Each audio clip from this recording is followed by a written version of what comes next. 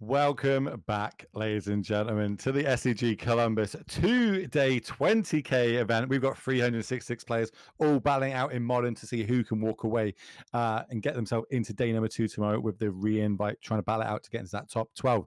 My name is Will Hall, better known on the internet as the Will Hall EXP, and I am joined by Ireland's in front, Skura himself, and we just saw one of the new cards from Worlds of Eldraine doing a lot of work. What was that card, Skura? Up the Beanstalk. And that card, like basically the whole game, whole match revolved around this one draw engine. Uncommon, but really, really strong. Yeah, it done that. And obviously, can we just point out that Wordle feature that is now on this stream in between the rounds?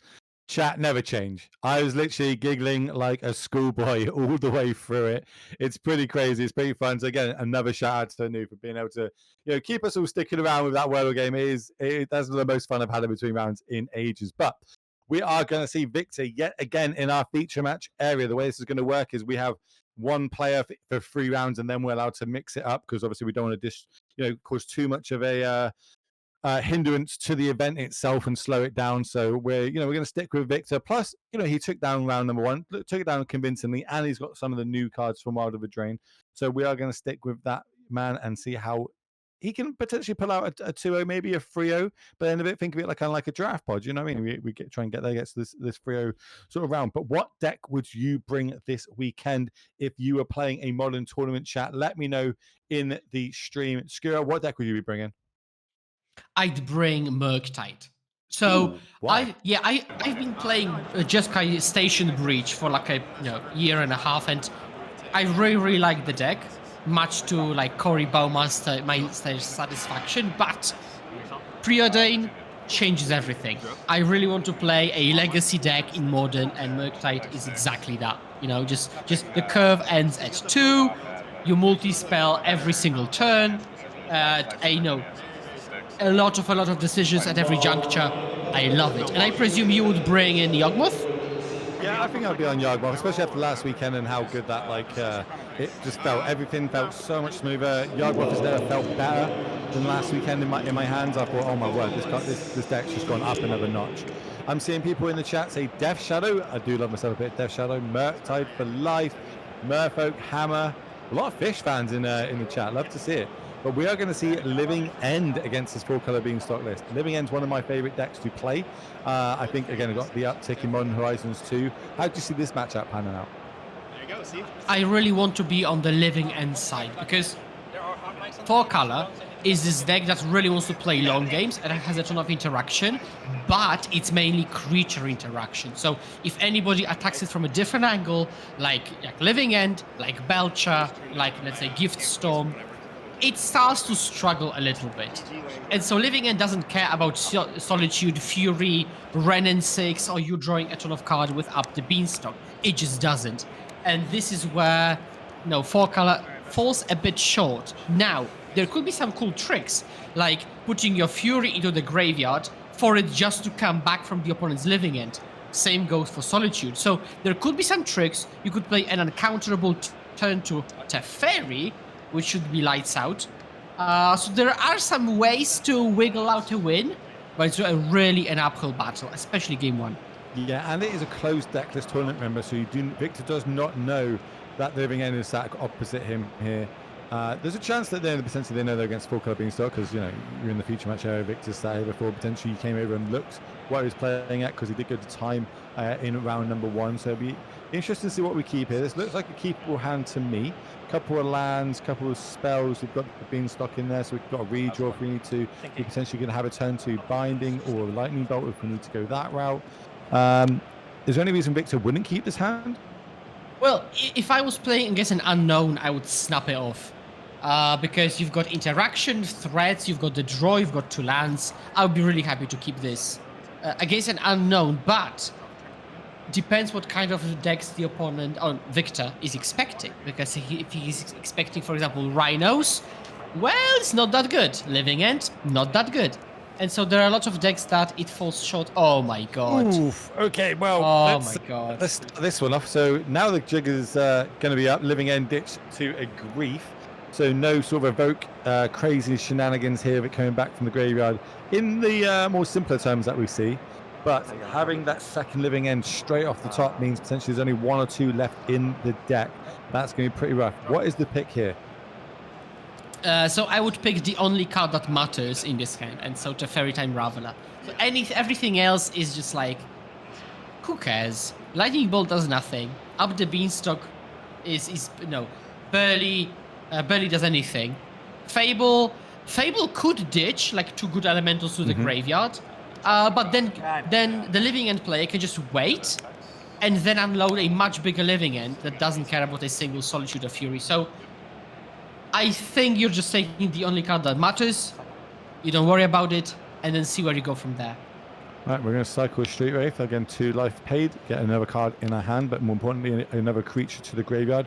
And it looks like we picked up one of our ways of cascading. What's the couple of the ways that we're going to be able to cast Living End in this deck?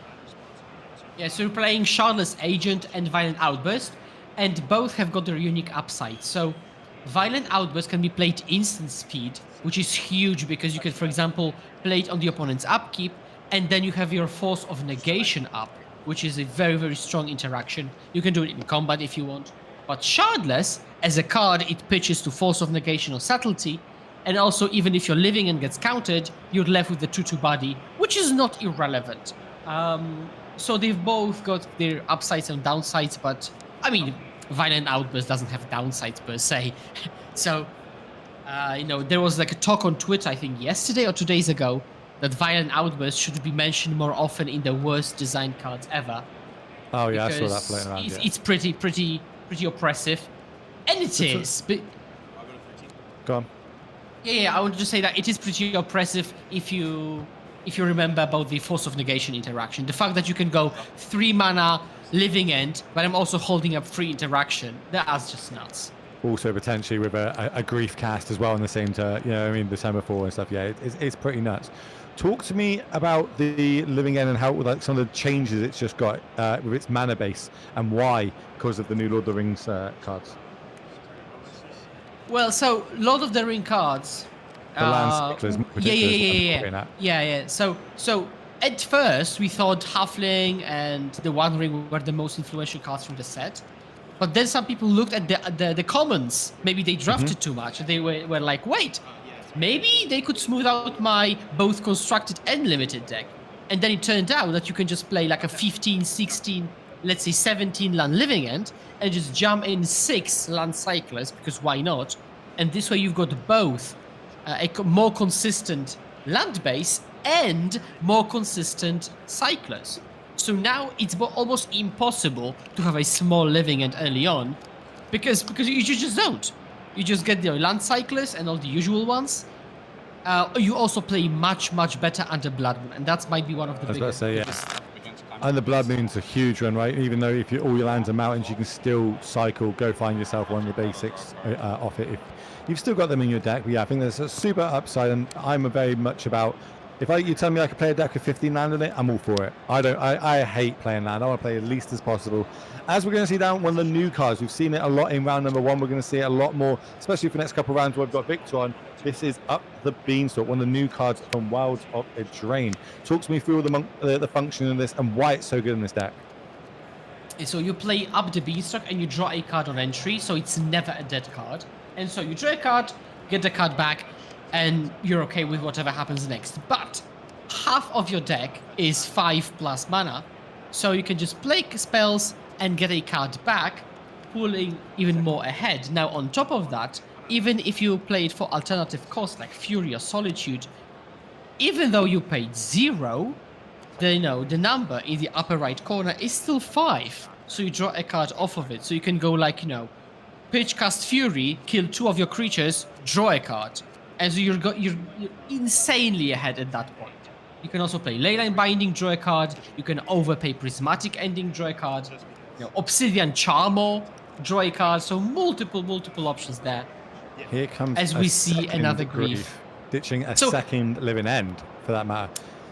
The Grief was in hand on the previous turn, but Gautam knew that there was nothing really to be taken because the hand was just rubbish. So he just waited a bit more, and he still sees rubbish, so he's like, I guess. I'll take Fable. But now there's going to at least be 5 creatures in the graveyard. I do believe we've got a couple ways to cycle as well left in our hand, as well as a land drop. But coming in to play tapped, I think that means that was a street wave I seen left in hand. But we are missing our vital 3rd land drop. Okay, so for living Teferi into off the top. Teferi not that Planeswalker. Teferi off the top could actually lock this game almost, because I don't think Gautam had like subtlety or force of negation. So there was a window. I think that's what, another reason why we held off on that grief one more turn before they managed to get themselves 2 free mana. But Brennan 6 isn't too bad with a ley line, a couple of ley lines. Maybe we can ditch, survive maybe a turn or 2. Maybe we can start finding solitudes and going off that route. But at the minute, no creatures in the graveyard for Victor. If Living End does resolve, it's going to be pretty rough. And there's a good question in chat. Did Beanstalk replace the One Ring? And no. You play both. You certainly play both. You just draw cards on top of cards. Yeah, we've got 3 beans up the Beanstalk and 4 the One Ring in this list if it's the correct one, which you can see the deck list in chat if you want to, !deck list, and it'll give you a good idea of what Victor is running. 70 cards in the main. Interesting take on it, but it seems to be working out, especially round number 1, and it seems to be might be a hindrance here because that is the 3rd land drop, and here we see trigger. So I'm trying to think if it's winnable, because it might. Let me just double check. If it was later that you could maybe hardcast Solitude, maybe. But because everything is a pitch spell, a pitch cast Fury kills double grief. It's difficult. I don't think it's winnable. Talk to me about this. Like, how important is this? Like, 2 living ends have already gone. We know that they were ditched with the griefs. This is the 3rd living end now. He now gets to look at a big chunk of cards. We're counting how many cards are left in the deck. This is going to give us a good idea of what's in the deck. How long do you take here looking at, especially there, we see an Otawara. Now that we know there's 2 Otawaras, is that typical in these lists? I don't think normally they run like the 1. Here's a couple of forced negations. How important is this that we're seeing now, just getting the information for, when we go to game 2 and 3 for sideboarding? Yeah, as you said, I think the utility lands are really important. So like Boseiju and Otawara, which are really good against Chalice of the Void, which actually Victor has 3 copies of. You might also be looking at some weird slots like Brazen Borrower, maybe like the Colossal Sky Turtle. Some people play that. But also, I think the most important thing that you could have out of this match is whether Gautam plays 4 or 3 living ends. Because this is something that varies list to list. And some decks, I'm not sure Victor's deck is one, but you could try to grind through all of them. Well, we're going to get some ETBs. Yeah. Oh, plenty of ETBs, yeah. Double discard. I think we're going to binding in response here. But remember, the binding will draw another card off the top of the deck because of the Beanstalk that's on the battlefield. Yeah, you're going to Binding Curator of Mysteries, I presume.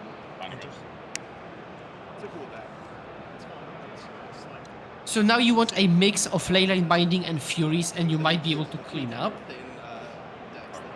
Keyword might. Yeah, might, especially when they get to look at the hand and tear it apart. There goes 1 binding, there goes 1 lightning bolt, just leaving a stomping ground plus lightning bolt in hand for Victor. And over on the other side of the battlefield, we have got 3, 12, 16 power left, which, a couple of it's one of it's flying, one of it's actually, and now the agent comes out, so add an extra 2 to that. A lot of menace, a lot of flying, a lot of swamp walk. Victor doing the piano counting, where you keep tapping. Yeah. Am I dead this turn? Can I stop myself? This lightning bolt will be able to take out one of those griefs, but this is one of the resilient parts of Living End, right? Even if you manage to kill the creatures, there's still a chance that they just keep coming back. Once you've dealt with the first wave, the second wave, third wave, potentially how many more Living Ends are left in the deck. We know 3 are currently not in there. 1's in the graveyard, 2 in exile from the griefs. And even if you somehow are able to clean up and expend a ton of resources doing it, and even if you grind through all the Living Ends, the Living End player can just say, well, let me just hardcast these creatures. 4 mana Grief, 4 mana Curator, and you have to be able to grind through those as well. So this is 14 left on the battlefield. Something like a Violent Outburst here would be lethal. Yeah, but then you have to clearly say Violent Outburst, cascade into Living End, and then say I don't want to cast it, because also, you have an option to cast or not. It would also give the information, right, that, you know, if there's a 4th Living End in the deck or not. It would also potentially depends on if Victor drew something like another Leyline Spindling or another Lightning Bolt off the top. 2 mana.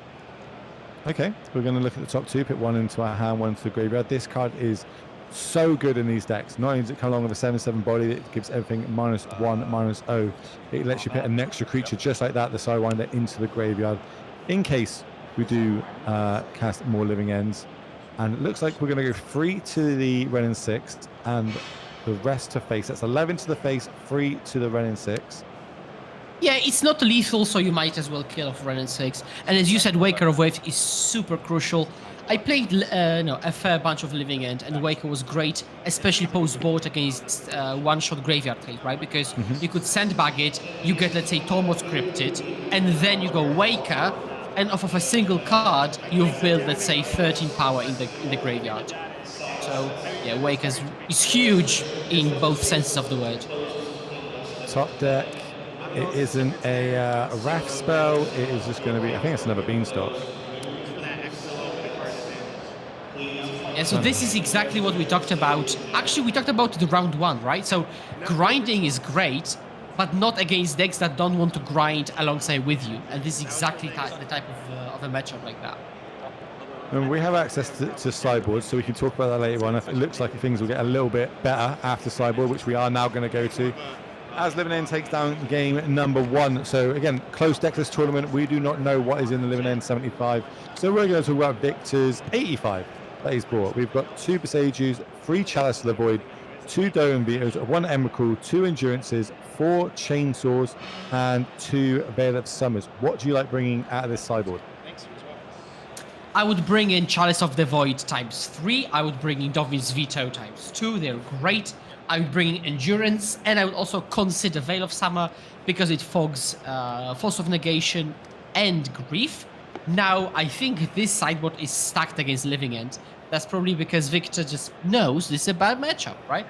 He knows he grinds everything really good. He's decent against like Blue-Black Ring, the Mirror, Murktide, but he lacks against Living End, and so the sideboard is prepared for it.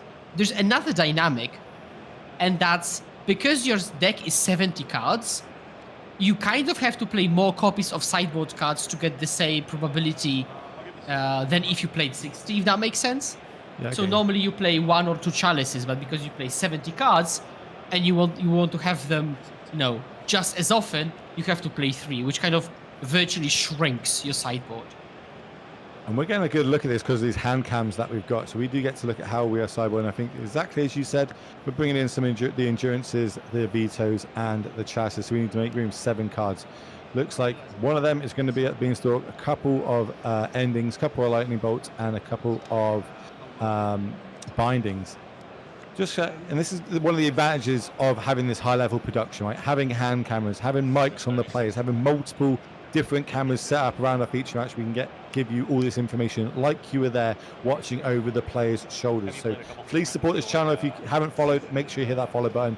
If you've got a Prime, make sure you use that Prime. If you want to really support, it is September on Twitch. That means it's 30% off your Twitch subscriptions if you want to go that route and support this channel. And I think everybody should, because not only on this channel do you get this high level content that we're currently watching of Paper Magic, there's also weekly events now happening. You knew I had to give a plug at some point. The Super League is back, ladies and gentlemen, and it is on this channel as well. So if you want to see more high-level competitive fun Magic in paper or on Modo, this is the place to be. Make sure you support it as best you can. Now we get a look over on the Living End side.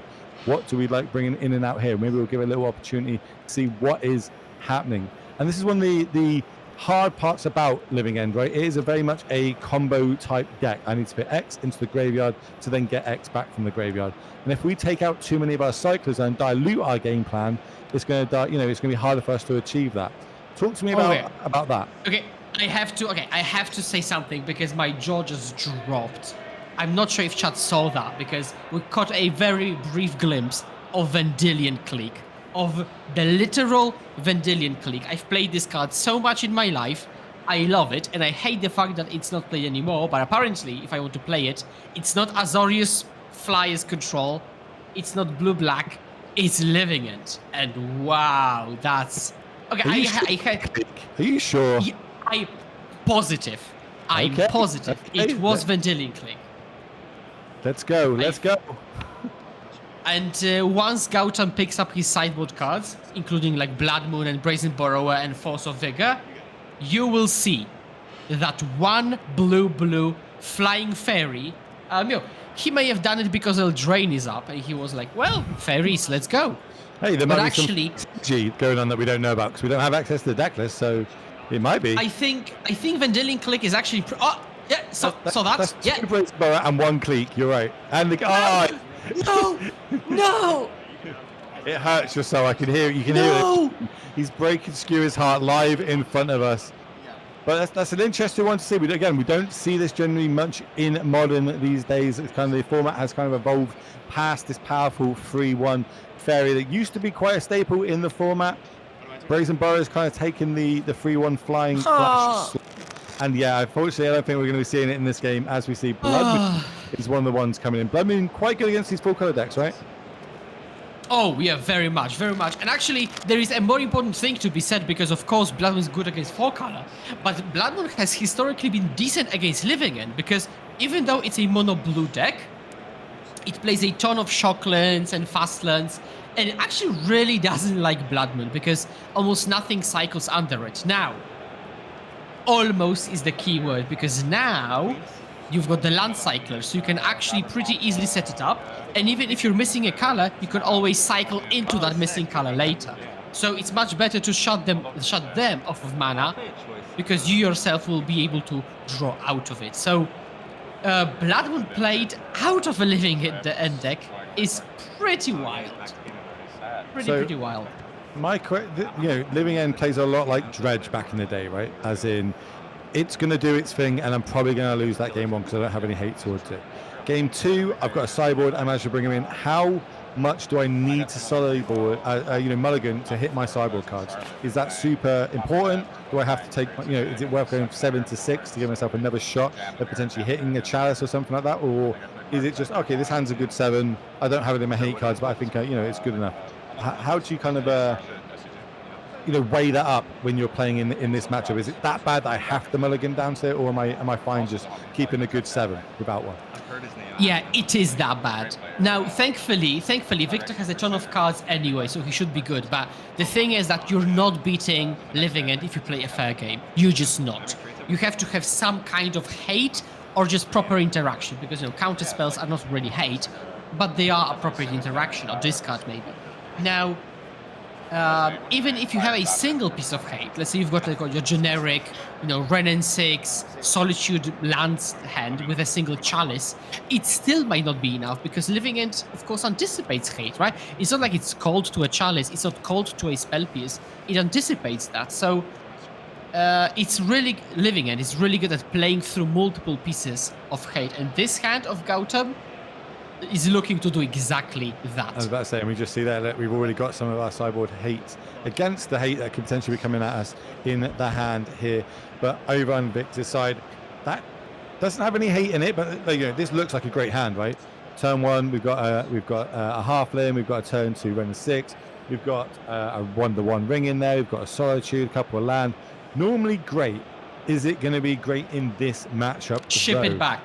Just ship it. I know it's tempting. Ship it back. I'm with you. And I think that's a really hard discipline to learn in Magic in general, right? You always think, but if that's on top of my deck, this hand's great. I could just draw this into that.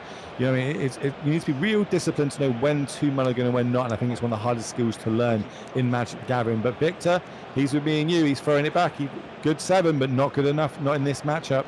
And that's one of the hard things about Modern, right? Like, it is hard to know what the exact 15 you need to bring for the tournament, for the meta, because there's so many different decks out there. But you could get coaching for something like that from one of the elite Mason Clark himself, as you see there on the screen, giving out top level, high level coaching. He's supporting the stream. He's getting Anu to these events, so we need to support the people doing that. And one of the people is Mason Clark. If you're looking to up your game in Magic the Gathering, maybe you've got a tournament coming up. Maybe it's another SCG. Get yourself touching with Mason. Mason will be able to up your game dramatically. There's the QR code. Scan that bad boy. Get that man to get you to the next level, potentially to the next RC, maybe to the Pro Tour, maybe to even Worlds itself. But you know, you've got to be in it to win it, and Mason is one of the players in the community that can get you there, and also is one of the Super League competitors that we saw last week on this channel on Wednesday. So here is another opening 7. Like a land, but does have one of the you know, our key pieces of interaction with endurance. What are you thinking? Yeah, I think you'll have to ship it back because now you're losing for a different reason. Yeah, because like it doesn't matter that you have your hate pieces if you don't have your land drop, because it will prolong the game. You will be behind, and then the opponent will just, for example, hardcast Grief because you've got like 1 or 2 lands in play because you fell behind, right? And you will lose for a different reason. So yeah, I would have shipped it back. On top of that, if your piece of interaction is endurance or in general a pitch spell and you're mulling down, it's still a bad sign because you have to keep a 6 or a 5, put something back that's not endurance, and then have to be able to endurance the opponent, and that leaves you really, really scarce on resources. So here's the question. We spoke about how important it is to find our hate pieces. How low are we? Well, you have to keep that, and I think you're bottoming like... Well, so this is tricky because I think this hand really wants to be able to hardcast endurance, at which, like, you would really like to keep 1 endurance for the hardcast, and then the other plus Beanstalk for potentially for the alternative cost. So you'd ship back like land 1 ring, maybe. Yeah, I think you ship exactly that, yeah. I think I agree with you. I think that's exactly where I'd be with that. This hand's good enough against like potentially 1 living end. Obviously, Grief doesn't wreck this hand too hard. It's especially when living end keeping a 7-card hand as well. It also actually matches up very good against Gautam counter hate measure, which is the elemental that evokes and destroys enchantment or artifact. Endurance, historically, not an artifact or enchantment. That is the expert opinion we need from you. Red and 6, okay, that's a good one. Didn't have a fetch land, but you know, it's a good one that potentially gets in, if we hit a fetch land off the top. 2 mana. Here comes the also, I suppose importantly, it's also a green card, so it can be 2 in endurance. But there's our second green source, plus that can go with the red and 6 for next turn. So Victor on a mold of 5 here, hitting the cards he needs. Yeah, it's really lining up very decent, and his disciplined mulligans showed that, yeah, it was worth it. Now, Gautam could actually just destroy up the Beanstalk with the elemental if he wants to, because, you know, otherwise it just stays in the hand.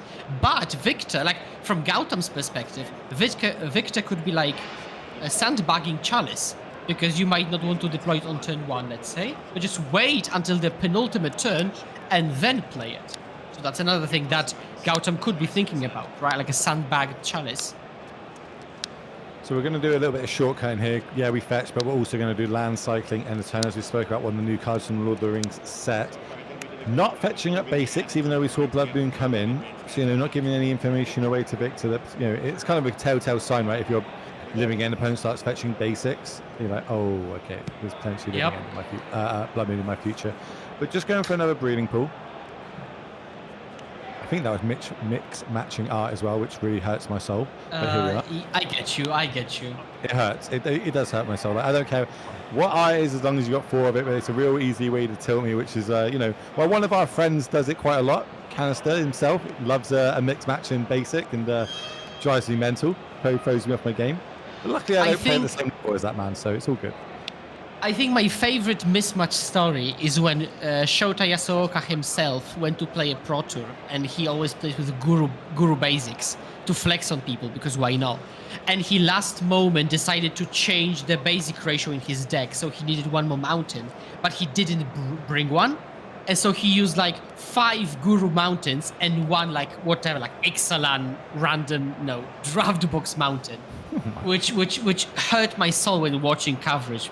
And everybody pointed it out, like chat, casters. It was the story of the weekend almost. It hurts. It hurts. As we're going to see, Grief ditching living end, showing a hand of double endurance, Ren 6, and fetch land. Endurance is going to hit the bin. Not exactly what Living In wants to happen, right? Living In doesn't want to be putting creatures into opponent's graveyard. It's kind of counter-active to what their main game plan is. But when it's Endurance, we make that exception. Here comes the breeding pool we knew about. Untapped, 2 more life lost. Yeah, and speaking of discarding creatures, I think the most interesting dynamic regarding that point is Amulet Titan. Because you really don't want the opponent to play Primeval Titan, but you can't really discard it because otherwise they can bring back Primeval Titan. And I've seen Living In players just cut griefs just for that reason. Here comes the Force Negation off the top. So, we've got an answer to the Renin 6 if we decide to go down that route. But I think on Victor's side, he might have to hold up 3 mana. What do you think? Are we holding up the Endurance or are we playing the Renin 6? Either way, I like fetching here. That means that there can't be any response to the fetch potentially. If a Living End was to get cast at instant speed or something. So this is tricky.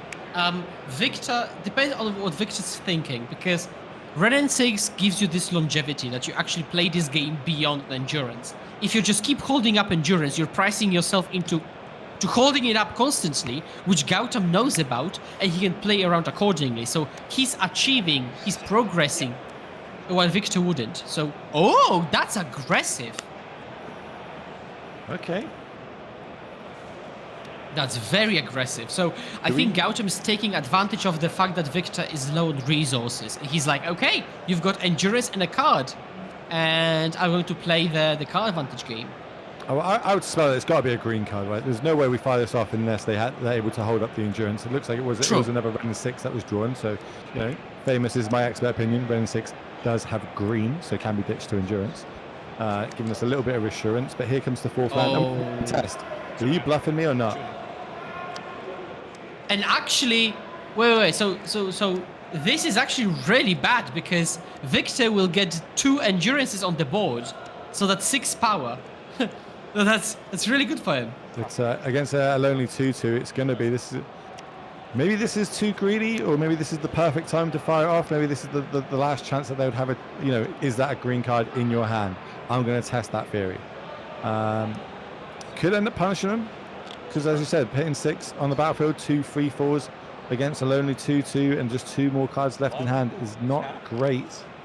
But we'll see how this pans out. Yeah, Living In on the stack, Endurance U. So I think Gautam's hand might be like 1 cycle a land, and then he's looking to actually hardcast it later. Because I'm not sure why else you would just go for it, unless the hand is like maybe even more Forces of Negation. But then you wouldn't have pitched Architects. It's a nice mystery. So what that hand contains. One thing to pick up on there was obviously the cards were revealed from the Living End. That means Victor did see a Blood Moon there, which could potentially impact future how he fetches his lands, future how he sideboards, knowing that there is a Blood Moon in the list on the other side, not potentially in hand, especially with the way that they've been fetching. But now living off the top of the deck, but does have 6 power on the battlefield. I think that was the fairy. Wow! Oh my word. Okay, this is... Oh, okay. God. That really forceful counterspell into an Endurance, into a Teferi on a multi-5 might just have been the sequence of cards that Victor needed to be able to take this game down. 7 life, 6 power on the battlefield. Is he going to be able to get there? Are we going to go to a game number 3? Everybody knows I love a game number 3 when it comes to high-level Magic. Just like this, it means we get to watch more of the beautiful format, which is Modern, where 366 players decided to turn up this weekend to SCG Columbus, all trying to battle it out for their share of $20,000. That's obviously going to happen over 2 days. We've got 8 rounds of Modern for you today. We've got another 8 rounds tomorrow. That's including the cut to top 12 that will be coming live to you all. We've got 8 different casters over the weekend. Today is me and Skura and Dom Harvey along with Tim Schultz. They're going to be doing the afternoon shift. We're putting in the morning shift. We're going to see Teferi ticked up to 2 loyalty, 6 damage coming across, dropping him down to 1 life. What is that card in hand? Island, 3 more land. My word, that is a draw. 3 mana in elemental. So 1 off the Beanstalk. This enters. It's going to go to the graveyard. I'm going to draw 2 more cards. I mean, if you're trying to draw out of your mole, that's the way to do it. Huge top deck. Not going to get there. That is, we spoke about it. We spoke about how important it was to mulligan down to the cards that you needed. Yes, we got a little bit lucky there, but having that double endurance, so the spells to be able to go for it, and potentially our opponent getting a bit too keen with some of that counter magic, we managed to put it out and get to game number 3. But we get to move to our backup feature match, where we have got Grixis Death Shadow on the right of your screen, with David versus Danny on the left of your screen on a Dimir controller, which you've seen before. It's not looking too good for Danny here. Counterspell on this stack, as one of my favorite art of Preordain is cast. It actually looked the counterspell on Preordain. Like, if that happens, you're not in the driver's seat. Wow. Lightning bolt to face. You're happy when you see that, right? That's like 2 of your favorite cards in the format on the stack. This is just so aggressive. Second counterspell. Whoa. Counterspell. Lightning bolt's going to resolve. That's going to drop Danny down to 1 with 2 lethal threats for David on the battlefield. The one ring off the top. Bowmaster doesn't do anything. A couple of land dual cards. Nope, we're going to get to handshake soon enough. Yeah. Will that be another decider? Right. Game number 3 magic. Let's go. I love Death Shadow. This is one of my favorite decks. I love that it's getting a bit more of a resurgence in Modern now. People picking up because essentially less solitudes floating around the format means that card is super powerful. Going back to our main feature match though, we got 4-color Beanstalk versus Living End. Game number 3, but this time Living End on the play. How important is being on the play in this matchup? So being on the play changes one key dynamic, and so if you're on the play, you can try to go off on turn 3, which means the opponent hasn't had a chance to deploy their Teferi Time Raveler. That's the main thing, or Hardcast Endurance. This is what's going to revolve around. So you want to go as fast as possible. Now, Victor, I think because he's on the draw, he's got 1 extra card. I think he can be a bit even more liberal with mulligans than if he was last game. Because again, he needs some way to disrupt Living End. Without that, he's just dead. And he is. That's just going to happen. And Living End pick, it takes a lot of heat, right, from like other decks in the format. So people play endurances against for decks like Yawgmoth, for the Evoke decks, the Rakdos Evoke decks we see. Everyone's playing Chalices because of the Rhinos list that are doing very well currently. So in this matchup, Living End's both of those cards are really good against it. So it picks up on this incidental hate that it just happens to be good against Living End, and it's very hard on the Living End side to go, right, do I bring in my enchantment removal, my artifact removal, my subtleties to stop the endurances? Do I have ley lines to stop the It's very hard on the Living End side to know what they need to bring in and what they shouldn't be bringing in what matchups. How do you tackle that as a player? Do you bring all of it in and dilute your main sideboard? Do you just go, well, look, I'm going to be really good against these, enchantments and artifacts, and if they got endurances, okay, I'm going to be taking the hit on that one. I can't be good against everything. Right. So basically, you're trying to narrow down the options. And for example, if you're playing against Victor, you're expecting Teferi Time Raveler because it's the default. There might be some chalices, so you go with Force of Negation, right? And then you see what happens game 2, and then you readjust. And that's the key thing. You will have to readjust for game 3 by seeing what the opponent has played. Now, Victor specifically has got Planeswalkers, artifacts, counter magic, and endurance. And so it's so much, you can't possibly play around all of that. So you still just choose a part that you can play around, hope that the grief maybe pokes the hole in the opponent's plan, and then go from there. But you cannot possibly try to play around everything. Looking at both these hands from our players, it looks like both a little land light. I think there's only 1 land for each, but over on the right, Living End, we do have a couple of land cyclers, which is obviously ideal. This is exactly what they want to do, and why they're allowed to play such a low land count in their deck. So for people just tuning in, give us a little insight into why Living End's now playing 15 lands. So basically, you can play 15, and 15 is just terribly low. I don't think I've ever seen a modern deck playing 15 lands up until this point.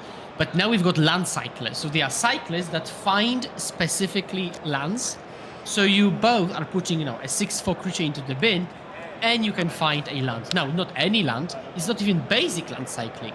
You can find a steam vent or a breeding pool off of a land cycler, which really, really smooths everything out. Now, from Victor's side, I think I saw 3 lands, Chalice, Up the Beanstalk, and Fable. That's a really good hand. You've got 0, you've got turn 1 Chalice, turn 2 Beanstalk, turn 3 Fable. It's decent. It's good, just not against Grief coming down. Obviously, remember Living End being on the play, and this is kind of where we said this is going to be to the advantage. We can stop that powerful turn 1 play of Chalice, and that is exactly what is going to go to the graveyard while we write down the hand. 3 land, a Beanstalk, and Fable the Mirror Breaker. Remember, Wilds of Eldraine is now legal in the formats that well, pretty much every format, right? I'm trying to think if there's a format it's not legal in. It should be legal in every single format now, and we're seeing one of the new cards in that Up Beanstalk in Modern here, piloted by Victor. We've seen it do great work round number 1 in the 4-color mirror.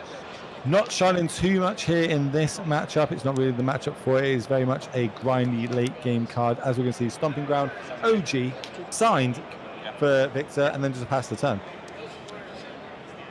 Yeah, Victor's hand is far from amazing now.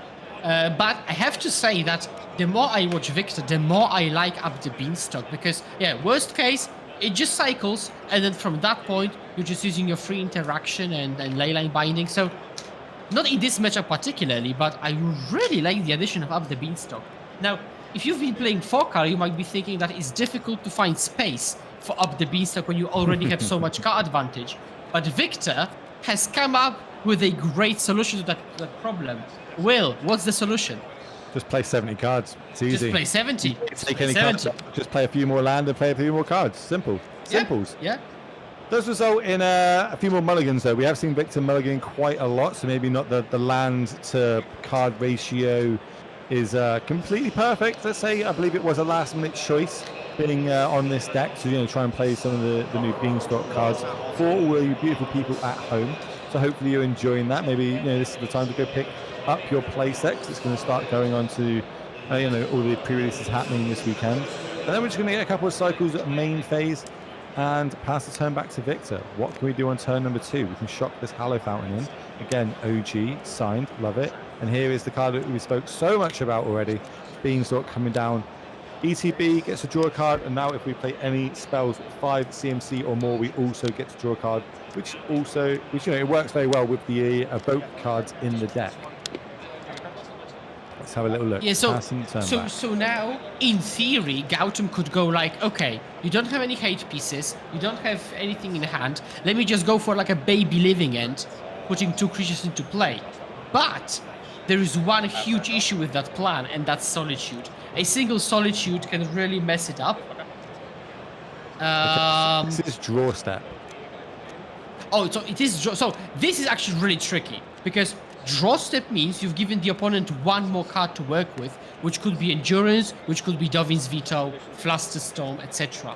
On the flip side, though, your Grief gets to see 1 more card. And personally, I'd rather do it on upkeep, because I don't think there is any card that I really, really, really need to discard, and I cannot possibly walk into an Endurance or Dovin's Veto because I'm toast. Like, Dovin's Veto cannot be cast, admittedly, with that mana, but Endurance, Flusterstorm potentially. It's okay. We are going for what you said, like a mini Living End. I say mini, it does resolve with 13 power on the battlefield, plus you get to look at your opponent's hand and take 1 of the cards out of it. We get a little look here, couple of land, Fable, another other Beanstalk, and Mummy. Which one do you like taking here? I'm considering Fable, because it just puts a body and you get you have to count, because Fable can block, but it might still not affect the turn 2 clock. Up the Beanstalk maybe sounds counterintuitive. But if there is like a top deck Solitude, then you get to draw 2 cards. It's a bad situation for Victor anyways, honestly. But I would say it's either Beanstalk or Fable. Yeah, I think I like taking a Fable here. And then, you know, Beanstalk, sure, whatever, you get to cycle into it. Potentially, if you need Solitudes to get yourself out of this sticky situation. Solitude is one of the better answers, remember, because it does exile the creature, which means it won't come back from future living ends that do get cast, if any at all. Because this is 13 power on the battlefield, but when it attacks, will go up to 15 because of the +2/+0 and trample effect that's gained to one of the other creatures. I can't remember the name of that red living end one to save my life. I think it's the Oliphant. Is that one? Oliphant? Yeah, Oliphant? An Oliphant. You know, Lord of the Rings, Oliphants. They've got the Oliphants, those huge things that we see Legolas taking down single-handedly, but they still only count as one. Remember that, ladies and gentlemen. I trust you. I know nothing about Lord of the Rings. Nothing. What? Yeah, the only thing I know is what I learned from Magic. I have never read, watched, heard about, almost. Don't test my law knowledge. I don't even know what to say. As 15 damage comes across, that hurts my soul so much. It's unreal. No. Actually, no. Let me flip this around. I have the privilege of living it for the first time, which you cannot possibly do now, right? I get to experience it. You do get to watch them and experience them firsthand. But when you do, please do it with all the extended versions. And yeah, you know, watch the films. They're great. They really are good films. Someone spent 7 years of their life literally making 3 movies.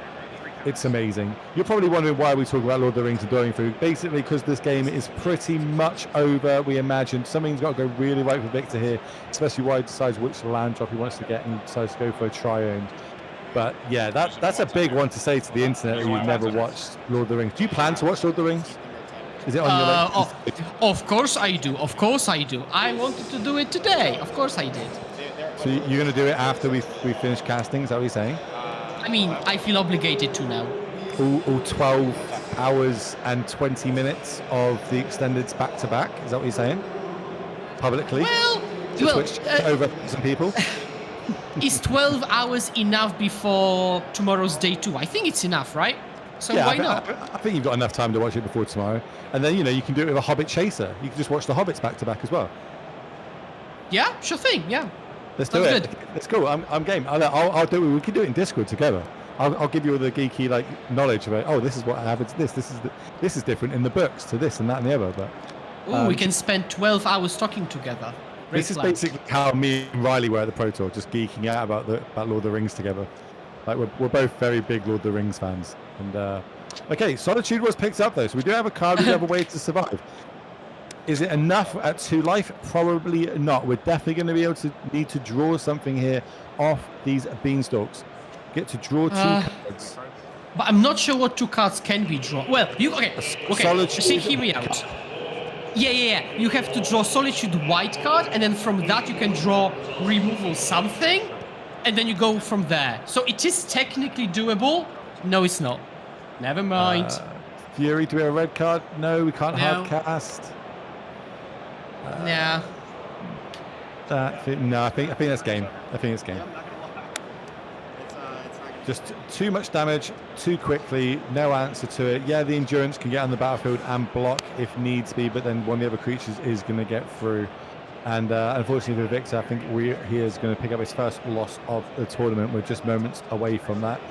But, you know, got him on the right of your screen. Does get to advance to 2-0, which is exactly where you need to be in a 2-day tournament, because that is what it is, ladies and gentlemen. 8 rounds of modern action for you today, followed by another 8 tomorrow, and with the cut to top 12.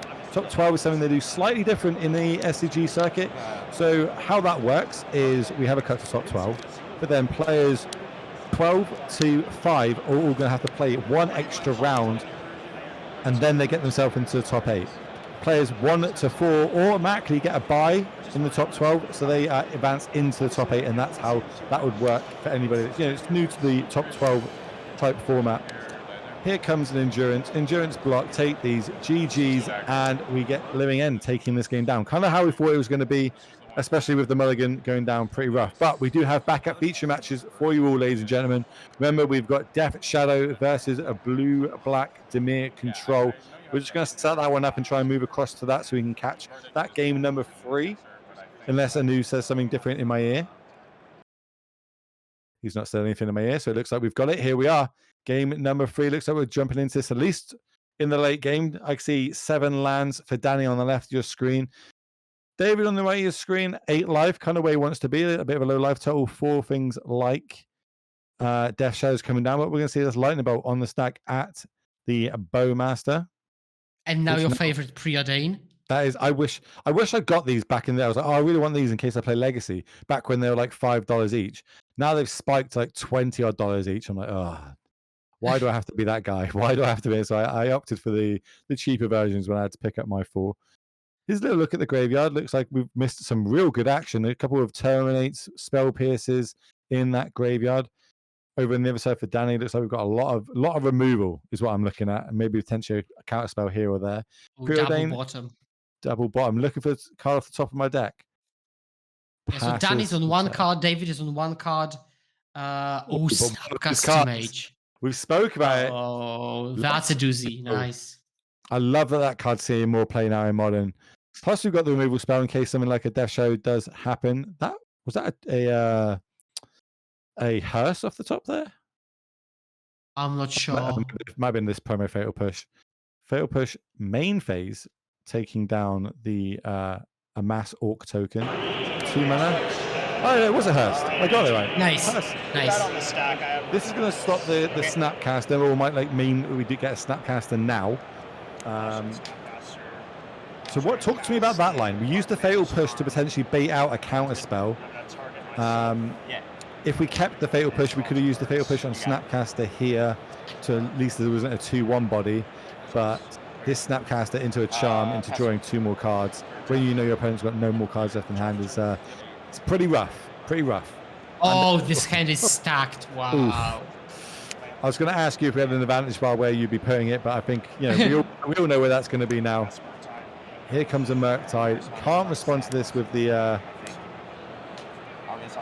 hearse. Yeah, with the activation, because it's part of the cost. Now, if you activate it after, it grows it, doesn't it? And you hit an instant or sorcery, it will actually grow the Murktide. But I think we're presenting a lethal clock next turn. David has got 1 draw, and there's a counter spell. So this is G and G soon enough.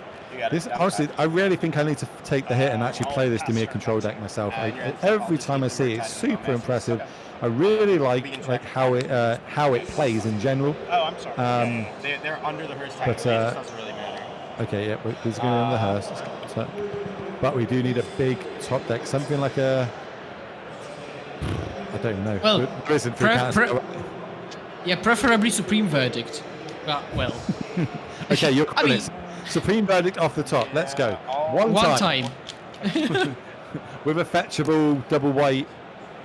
We've got this. It's easy, chat. It's easy. Just slip a Mystic Gate onto the battlefield. Okay. It's Owen Danny's side. You can see his face. He knows he's pretty much got this locked up. Opponent, no cards in hand, living off the top of the deck. Counter spell in hand, as well as removal. 2 threats on the battlefield, which equal lethal. David, though, doesn't know what's going on. Has to go through the motions. First of all, here at home. Doesn't look enthusiastic about it. Notices, it's pretty slim in general, just ripping a card that he needs, let alone his opponent also not having some way to interact with the spell that he draws. Bear in mind, they drew an extra 2 cards off that Snapcaster Charm last turn. That's the old RCQ Snapcaster foil for people looking at home. Remember, was it the first? No, it wasn't the first invitational card, was it? It was just probably one of the most famous invitational cards. Was that 1 ring off the top? Nah, no way. It's not good enough, but it would have been good enough if it is. And it's cool. Yes, it wasn't. It was a Fatal Push. Oh, no, Fortsies. Oh, and Danny for the Robins. He's like, I had it anyways. Still got GG's. Still got all these. Classic. It is what it is. Congratulations to Danny taking it down, advancing to 2-0 with this powerful Dimir control deck. Some people say this is the most powerful 1-ring deck in the format. Do you agree with that? Let me just think. No, because it's not Jeskai Station Breach. So it's the second best deck. Yeah, a bit. Yeah, certainly. But it's really, really good. It's a control deck that utilizes the ring very, very well. It also utilizes Orcish Bowmasters. So it's better in the ring mirror matches, right? Because it can punish the opponent's rings with the orcs, while the opponents cannot really punish you, unless they're also blue-black, but that defeats the point. It's really hard for me to talk to you now that I know you haven't seen the Lord of the Rings, talk to you about the One Ring and Bowmasters. It's really upsetting me, but welcome back, ladies and gentlemen. Will Hall, that's Skewer. That's the end of round number 2. We're going to go to a short break. We'll pass it back to Anu, whichever one he's going to tell me in my ear in a second. And we're going to be back for round 3 super shortly. So we'll see you all then.